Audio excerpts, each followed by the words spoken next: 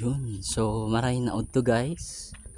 So, time check, it's 12:23 yung pagkaod to. So, yun kita digdigay sa muyang magayon na lugar. So, as you can see, preskuhon sa pagmati since napapalibutan kita nin mga mga kahoy. Tas duman guys, yun o. Gayon. Ito. Gayon, mag-star sa probinsya. Yan. So shout out sa nakakaaram kaning lugar. Gayon ngunyan ang panahon.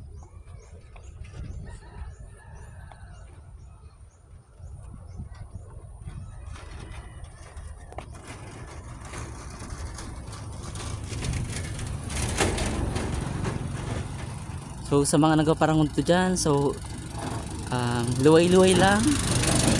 So 8:12 na lang guys. So happy lunch time na din po.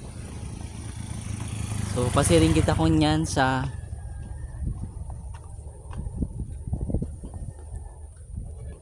Kadlagan.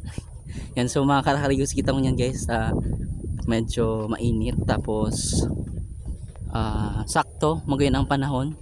Kaya napagdesisyonan ko na naman na magbisita sa karigos na digdi sa samuyang lugar.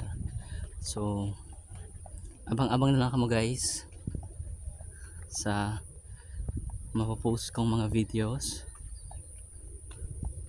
Yan, so duman yan sa pasiring. Yan, dire-diretso lang nindo yan.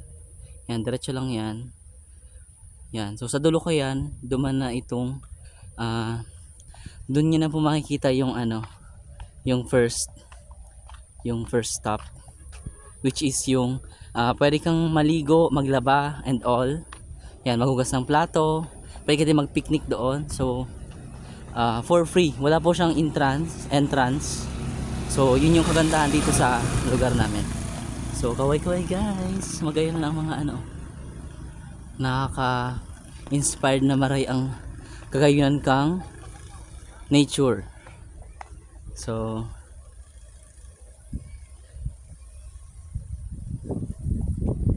hindi ko na puputulan guys kasi yung mga kaharang naligdi. So thank you so much for watching. Abang-abang na lang sa sunod na video. Please like, share and subscribe to my YouTube channel, and please like nyo din sa FB page ko, official FB page. Thank you so much. Bye. Ingat and God bless.